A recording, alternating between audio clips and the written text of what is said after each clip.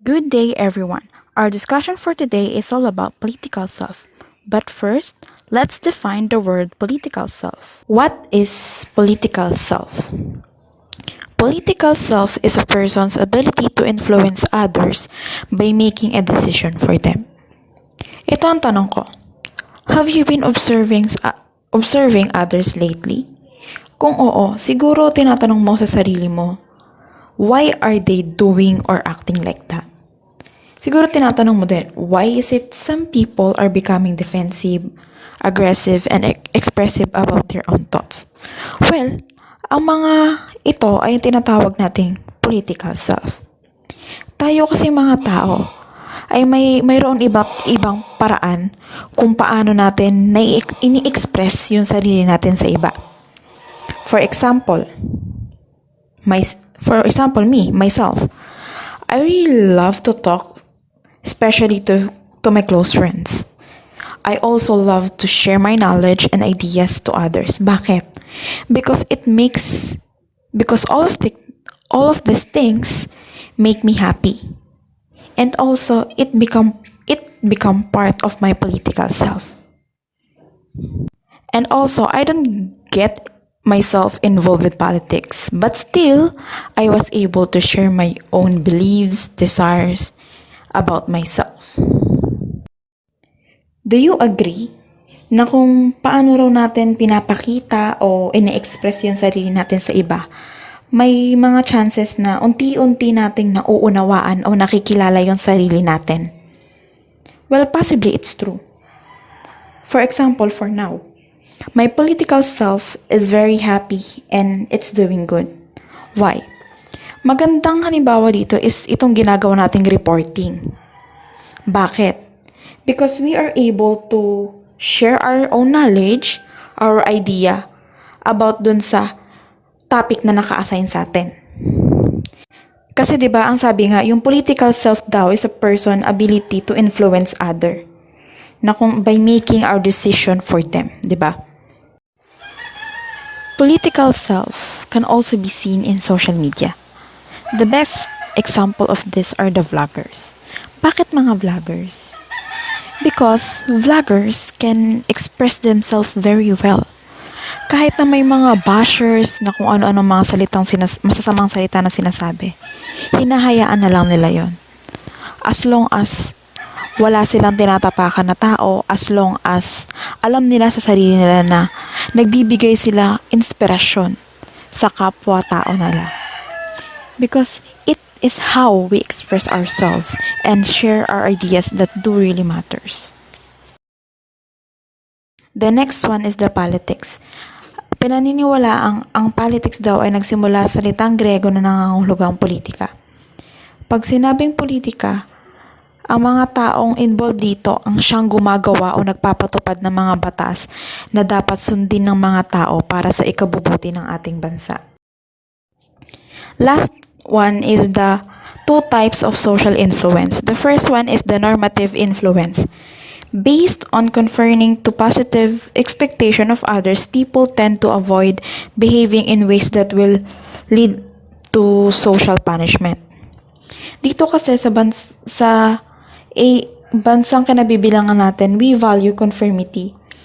Pag sinabing conformity, ito yung mga pagbabago sa attitude, sa behavior, at sa beliefs that we will fit to others. Example nito is yung, halimbawa ako, ayoko pang kumain dahil busog pa ako. Pero nung napansin ko, yung mga taong nakapalibot sa akin, lahat sila kumakain. So, dahil nako-curious ako kung masarap ba yung kinakain nila, hindi ginawa ko, kumain din ako. That's why we sometimes feel that we are being forced to do things, or even though at first we didn't want to do it. Another example for normative influence is yung sa school, halimbawa na lang. 'Di ba sa school may mga rules and regulation na sinusunod? Unang-una na dito is yung bawal na bawal ka mag-ingay. Kaya naman, para hindi ka maparusahan, hindi tayo magkaroon ng record, pipiliin na lang nating manahimik. 'Di ba? Kasi respeto rin naman sa mga nagkaklase. The second social influence is the informational influence, based on accepting the information obtained from others as evidence of reality. Example for this is we should wash our hands, wear face mask, wear face shield kapag lalabas tayo because the doctors or the health professionals told us to wash our hands as something must do in order for us to be hygienic. At saka, hindi natin ginagawa to just to please others. Ginagawa natin ito para sa sarili natin. Para na sa sarili nating kaligtasan, para hindi tayo madapuan ng sakit na COVID dahil nga ito yung matindi nating kalaban sa ngayon.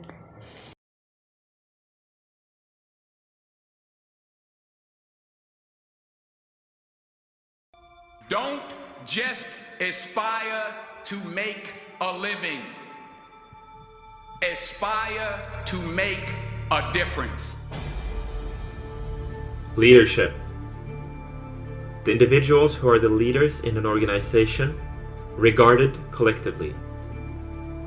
The activity of leading a group of people or an organization, or the ability to do this. This is what the normal textbook definition is if you look it up in a dictionary right now. Please something similar. This is also, probably, what most of you instinctively think about when you hear the word leadership. Here, we would like to draw a clear distinction between this archaic definition of leadership and what we would like to call management. Leadership and management are not synonymous. You have 15 people below you, and you have responsibility for the profit and loss? Good for you. Hopefully, you're a good manager. Because good management is needed. Managers need to plan, monitor, coordinate, and so many other things. But managers manage things. Leaders lead people. So how do we define leadership? Especially since we don't agree with the old textbook definition. For us, a leader, in contrast to a manager, is a visionary. He's someone that can use his influence to lead people forward. As we saw with Simon Sinek, a leader, just like companies that know their why, is rare and is someone that inspires us. And we follow them whatever they do, assuming we share the same goal as them. Also, that is very important. The fact that the leader in question has a goal and a specific plan of how to reach that goal. Otherwise, he's just a thinker. We think, simply put, that leadership is the act of social influence that maximizes progress to reach a specific goal. Leadership, the action of leading a group of people or an organization, is a process of social influence which maximizes the efforts of others towards the achievement of a goal. Is the art of motivating a group of people to act toward achieving a common goal. Leadership traits: knowledge of the business, drive, desire to live, honesty and integrity, self-esteem and confidence, open-mindedness, intelligence, and extraversions. Leadership qualities: honesty, efficient communication, knowledge, consistency, visionary outlook, selflessness, courage, and willpower. Leadership style: autocratic leadership. A common belief of many autocratic leaders is that followers require direct supervision at all times, or else they would not operate effectively.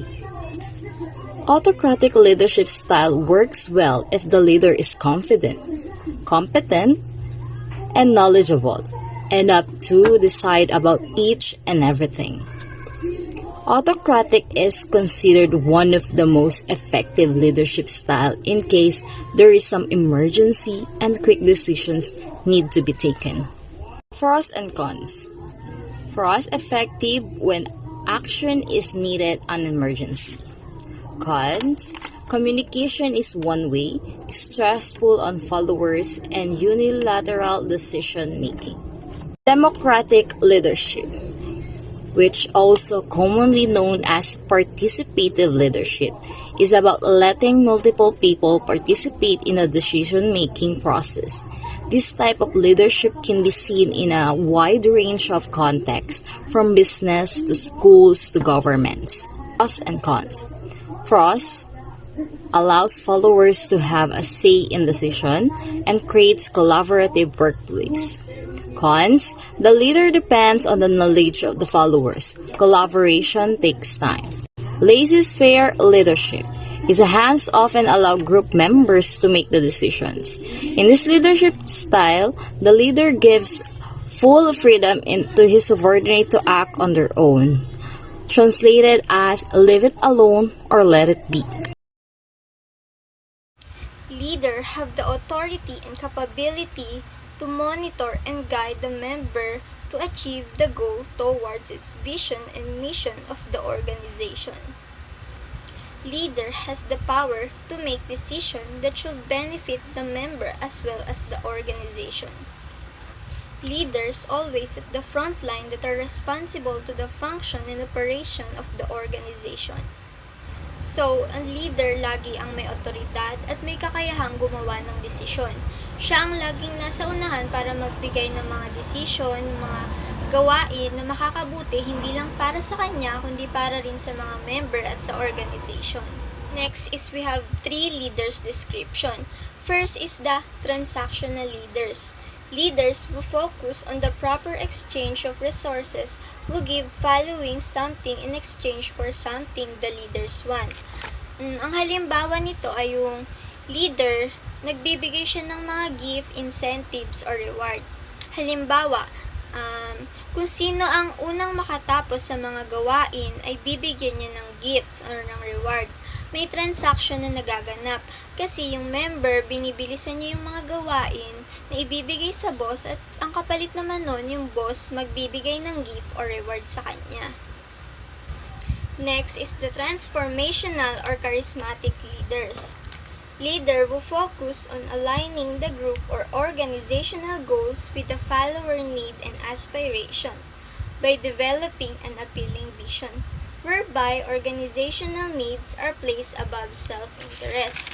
They are the leader who inspire people to change their perception, expectation, or motivation to work toward a mission or goal. Last is the laissez-faire leaders. Leaders who engage in non-leadership, that is, they avoid making decisions, hesitate in taking action, and are often absent when needed. They are the leaders who make few decisions and allow their staff to choose appropriate solution.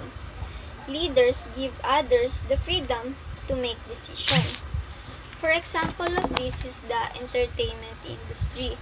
The leader gives the member its freedom to make their own decision.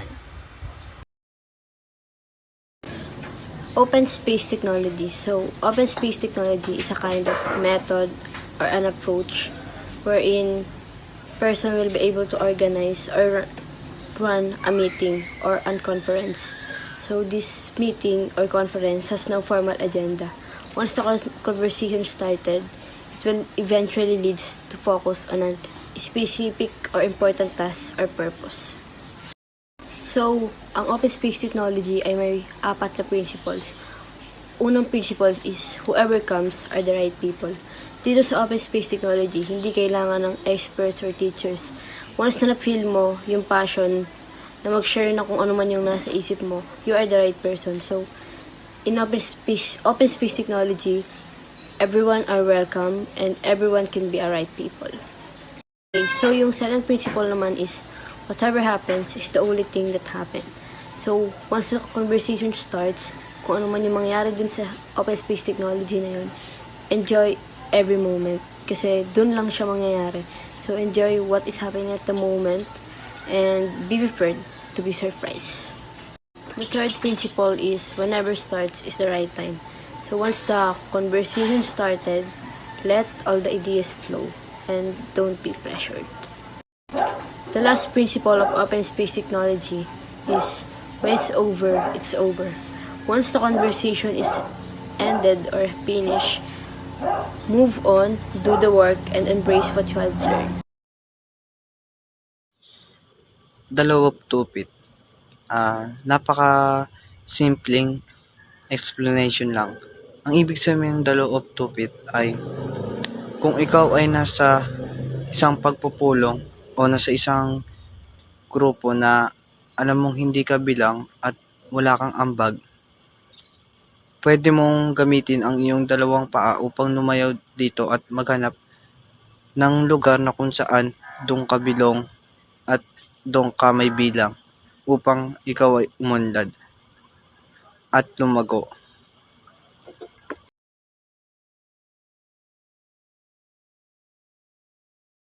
Developing a Filipino identity, values, traits, community, and institutional factors. Pakikipag-kapwa-tao or smooth interpersonal relationship. Ang pakikipag-kapwa-tao ng mga Pilipino ay madalas na makikita sa kanilang pag-uugali na halos ito ay kusang ginagawa. At ito ay isinasagawa lalo na sa mga taong nangangailangan, matatanda at kabataan, at nagpapakita sila ng respeto at empatiya sa isa't isa. Family-oriented. Ang mga Pilipino ay kilala sa pagmamahal sa kanilang pamilya at sila ay madalas na magsisikap sa pag-aaral o sa pagtatrabaho para maihahon ng kanilang pamilya sa kahirapan o matulungan nila ang kanilang magulang sa anumang paraan. Mapagmahal. Ang mga Pilipino ay mapagmahal sa kanilang mga kapwa Pilipino at kung sino man. Sila ay kilala sa pagiging hospitable. Masayahin. Ang mga Pilipino ay masayahin sa kanilang pamumuhay at malapit sila sa kanilang kapwa at mga kaibigan. Ang mga Pilipino ay madalas na tinatawanan ng mga problema na kanilang kinakaharap. Dahil sa kasabihan na huwag diligan ng problema, ngunit pabayaan ito at gawan ng solusyon. Madiskarte. Ang mga Pilipino ay marunong gumawa ng paraan sa kahit anong problemang madaanan nila. Dahil karamihan ay may karanasan sa paghihirap, lalo na ang Pilipinas ay apektado ng kahirapan. Ito ay nagsisilbing hamon sa katibayan ng mga Pilipino sa kanilang mga pagsubok sa buhay, kaya sila ay kayang makisabay sa kanilang mga problema. Resilient. Ang mga Pilipino ay may katangian na kayang bumangon sa anumang mga problema na kanilang nararanasan. Kahit na sila ay nahihirapan, ay nahanap nila ang paraan para makabangon muli. At makikita din ang katangian ito ay na may pandemya na. Nakakagawa sila ng public pantries para sa mga nagugutom. Hardworking, industrious, and resourceful. Ang mga Pilipino ay mga masisipag na tao tulad ng mga magsasaka, OFW, frontliners at mga manggagawa sa anumang sektor. Maparaan din ang mga Pilipino tulad sa negosyo ay naibebenta ang mga nirecycle na mga kagamitan tulad ng parol, bags, tsinelas na robot at iba pa. Bayanihan o damayan. Ang bayanihan ay madalas na makikita sa mga Pilipino. Sila ay parating handang tumulong sa mga nangangailangan. At makikita din ito sa kasaysayan ng Pilipinas at tinatawag na bayanihan o pagtulong sa pagbuhat ng bahay kubo. Conservative. Ang Pilipinas ay malaki ang pagpapalaga at pagpapanatili sa kanilang tradisyon at kultura. Dahil ito ang nagsisilbing simbolo ng kanilang pagkatao, pag-unawa sa kanilang kasaysayan at kalayaan sa kanilang kabuhayan. Use of po at opo. Ang mga Pilipino ay parating gumagamit ng po at opo, bata man o matanda, dahil ito ay nagpapakita ng respeto sa mga taong kausap nila. Joy and humor. Ang mga Pilipino ay kilala sa kanilang kakayahan na makahanap ng katuwaan sa kahit anong sitwasyon.